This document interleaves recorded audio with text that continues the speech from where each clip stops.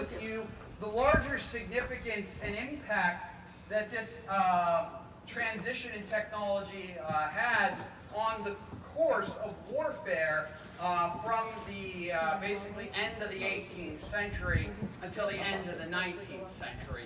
And of course, to reinforce this, we will then conclude with the actual demonstration of these weapons to really show how this technology had changed in real time. We're also going to be talking about, of course, a little bit about the actual periods of time represented by each soldier and the weapon being shown. So first of all, we're going to start with Tristan here representing the British. Now the British occupied Fort Mackinac twice during its history. They actually were the nation who built Fort Mackinac between 1779 and 1781 at the tail end of the American Revolution. But they're going to show up again during the War of 1812, and they will successfully capture Fort Mackinac at the beginning of that war, and they will maintain control of it until the end of the War of 1812, when the Americans, thanks to the Treaty of Ghent, which ended the war, get to retake it over in 1850.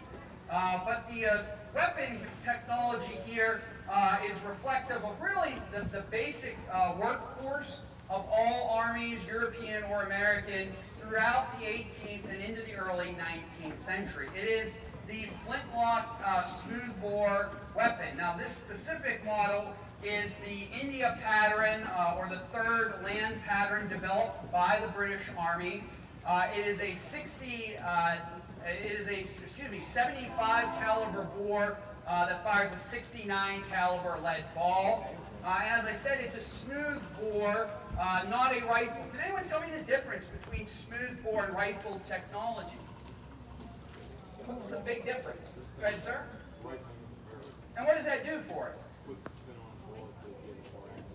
Exactly. As the gentleman said, the difference between a rifle and a smooth bore is the grooves in the barrel are going to give the ball extra spin, which gives it precision and distance. It's the difference between a professional quarterback throwing a nice spiral pass and an amateur just kind of throw one that just wobbles through the air. Early rifles are going to have a range of about 125 yards or more, depending on the accuracy of the shooter, whereas smooth bores are only going to have an effective range of between 60 to 80 yards. That's less than a football field, folks. The weapon also features the flintlock ignition system. You can hold it up there, Tristan, again. Basically, it's using loose powder, a flint and steel. When the trigger is squeezed, the cock which holds that flint is going to strike a piece of metal called a hammer. That will cause a shower of sparks, hopefully, if there's enough friction, which will hopefully fall into what is called the pan on the outside of the weapon, igniting that powder, hopefully, which will then in turn, hopefully, ignite the powder inside the barrel and discharge the weapon. If all those hopefully happen. But there are writings from officers at the time that suggest it was not uncommon for up to 25% of your weapons to misfire. So what you have here is a weapon that's not very accurate and not necessarily very reliable. And this has everything to do with the reason they fight the way they do during this time period. So when you think of warfare in the 18th and even early 19th century, what is the image that comes to mind? How did soldiers fight, folks? Standing in lines, right? I know it looks rather silly to us, maybe even a little bit suicidal. However, it has to do with the limitations of these weapons. Because they're not very accurate, because they're not very reliable, commanders mass their soldiers together in those compact formations and train them to maneuver, to hopefully maneuver within range of the enemy at a weak point, either on the enemy's flank or rear. They try to stay outside of that 60 to 80 yard range until they actually have the advantage. Think of it as a giant chessboard. Officers certainly saw themselves from that perspective as strategists rather than just blunt instruments running their men into each other. Hollywood doesn't do a good job of portraying it, but that's the reality behind it. Now you might ask yourself, if they had rifles that could fire at a greater distance, why didn't they use rifles? And the reason for that is because of a concept that is still relevant today, and that is fire superiority. In the time that it took to load and fire just one shot from early rifles, a trained infantryman could load and fire 2 to 3 shots from a smoothbore musket. And that is why the smoothbore muskets are going to be the workhorse of the infantry throughout the 18th and into the early 19th century. Now, as you get into the 19th century, that technology is going to start to improve. First of all, from a reliability standpoint. They're going to come up with the percussion cap firing system in the 1820s, specifically 1822. And very similar to the way a cap gun works today. Basically, they would have a small little piece of copper, which was called the firing cap, if I can dig it out of my pouch here. Basically, within it, it's got a chemical compound called fulminated mercury, and it works very similar to the way a cap gun is. They get rid of the old flint and steel. You're going to place that cap over top of what is called the nipple. And when the hammer, or when the trigger is squeezed, here, the cock is going to strike that cap, cause a spark which goes inside the barrel, ignites and discharges the weapon. So you don't have to worry about all those hopefuls like you do with the flintlock ignition system. That still doesn't solve the problem of accuracy. And you're going to have to wait a little later till the 1850s when a French ordnance officer, Claude Minié, is going to develop the famous Minié ball, or mini ball. What is that? Why is that so important? Because it is changing the shape of the ball into an actual, what we would consider a bullet, conical rather than spherical shape, so it's no longer round, it's in the shape of a cone, and that has fitted grooves on the bullet, which are fitted to the actual size of the barrel. So you've got a 58 caliber round fitted to a 58 caliber barrel, and that is going to combine the accuracy of a rifle with the speed of the smoothbore load time. So now, an infantry soldier is able to load and fire 2 to 3 shots a minute with accuracy versus 2 to 3 shots a minute with only 60 to 80 yards range. That is going to also be one of the reasons why the Civil War, which is the conflict obviously I'm representing, is so deadly.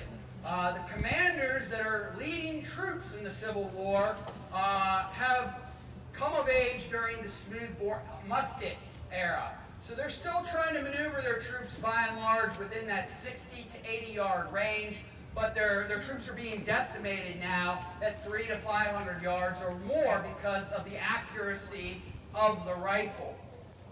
Some commanders do start to become innovative thinkers, and they also start to embrace the new technology, which is going to be the next weapon, and the last weapon we're going to talk about, which is the breech loader. Now, breech loaders did start to come out during the Civil War. There are some early examples of breech loaders. The later first official model that the Army is going to adapt, though, is the 1873 4570. The 4570 comes from the name of the or basically from the type of cartridge you're firing. It's a metallic rather than a paper cartridge. It is a 45 caliber bullet and uses 70 grains of powder inside that shell. Rather than loaded from the muzzle, it is loaded from the breech, which means it's loaded from the back. And in the time, in 1 minute, a trained soldier would be able to get off about 12 to 15 shots in a minute in comparison to the 2 to 3 shots a minute with the muzzle loader. So this is really going to advance weapons technology into the next stage, so to speak, of firearms technology. It's also going to ultimately be one of the principal reasons the tactics, which still, even coming out of the Civil War, are linear based, are going to have to evolve. And we're going to talk more about that in one of our later programs. If you'd like to come back and learn more about the actual tactics used in relation to the new firearms, that'll be a program here later this afternoon. But for now, we're going to just go ahead and demonstrate for you the differences in real time between the firing speeds of these weapons. We are going to put in some historically inaccurate ear protection that they would not have used.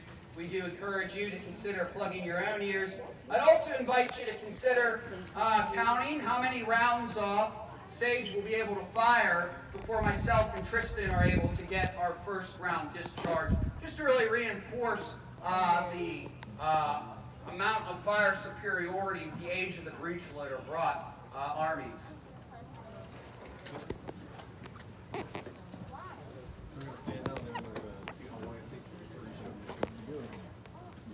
want a picture of it? Line it up, put your finger on the button. Don't touch it. You're going to shoot. Yeah, we're going to...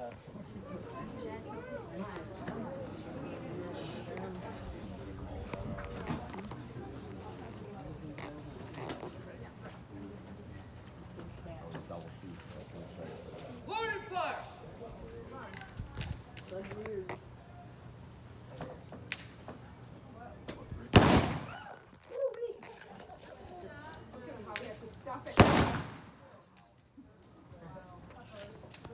He's still trying to load it. I can still hear it. I know you're going to hear it. Wow, look at that.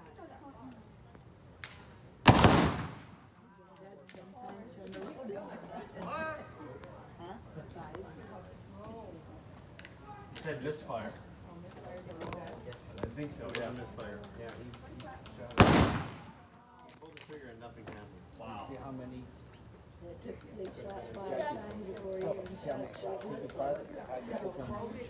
Yeah, but you missed. He's done. Spark the powder off. Right. Fast forward. So you can see, folks, hopefully the lack of reliability of the flintlock ignition system. Both of our load times were pretty close. Again, it's still about 2 to 3 shots per minute for both. The advantage the percussion cap system had, though, was the reliability and lack of misfire. Again, there's a second misfire, so there could be a variety of factors that led to misfires. Again, I talked about the importance of the sparks, enough sparks being caused by the friction between the stone as well as the flint and the steel or the hammer falling on that powder. What Tristan is doing is using the sergeant's tool to ensure that it's tightly secured inside on the block so that there is enough friction created when that flint hits the hammer. 3, 2, 1. Misfire. Misfire. So unfortunately, there was 3 misfires, so our safety protocols are going to require the weapon to be taken inside. So you're not going to get to see the flintlock discharged. But I think we all see, really, I think that really hammers home, it's a great teaching moment, why the importance of those compact formations, why they were so important.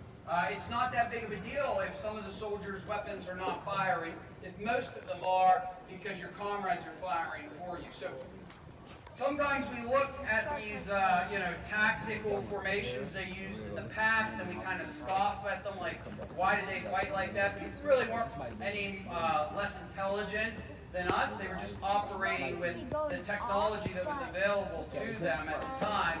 And I would caution you all that 150 or 250 years from now, people will look at how we dress or how we fight and probably find some strangeness or humor in it as well. So hopefully this program has demonstrated to you, you learned a little bit more about how and why soldiers fought throughout the 18th and 19th century during Fort Mackinac existence. It also reinforced how technology does change. It doesn't happen.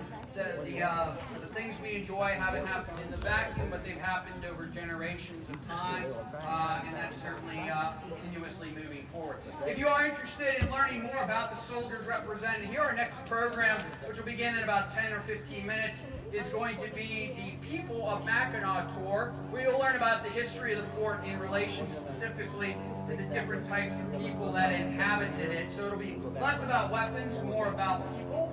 And then immediately following that, if you're still interested in learning more about the actual new tactics that were developed in relation to the fast-firing weapon system you just saw demonstrated, we'll actually be demonstrating those tactics that came out of the new technology. So, again, hopefully you'll stick around for some of those programs. If not, though, thank you for sticking around for this one. Enjoy your day here.